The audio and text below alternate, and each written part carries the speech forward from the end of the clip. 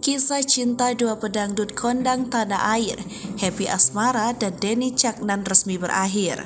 Keduanya memutuskan berpisah meski sudah cukup lama menjalin kasih. Lewat pengakuannya di YouTube Lenny Ricardo, Happy Asmara akhirnya membeberkan secara gamblang penyebab putus bukan karena orang ketiga.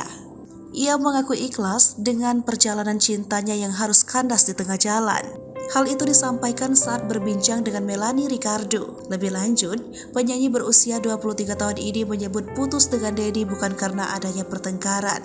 Ada satu alasan yang paling kuat membuat Happy Asmara dan Denny Caknan mengakhiri hubungannya. Hal itu adalah soal kesibukan hingga karir mereka sebagai penyanyi. Sebagai dua penyanyi top Indonesia, Happy dan Denny tak sanggup bagi waktu untuk berpacaran. Happy mengakui jarang bisa memiliki waktu dengan Denny Caknan. Komunikasi yang kurang antara Happy dan Denny juga membuat hubungan keduanya semakin renggang, hingga akhirnya memutuskan untuk berpisah. Penyanyi asal Kediri ini mengatakan bahwa Denny Caknan adalah sosok laki-laki selalu ingin ditemani kekasihnya ketika bekerja, begitu pula dengan dirinya. Kemudian, Happy Asmara juga menanggapi soal gosip yang mengatakan lebih memilih karir daripada Denny Caknan.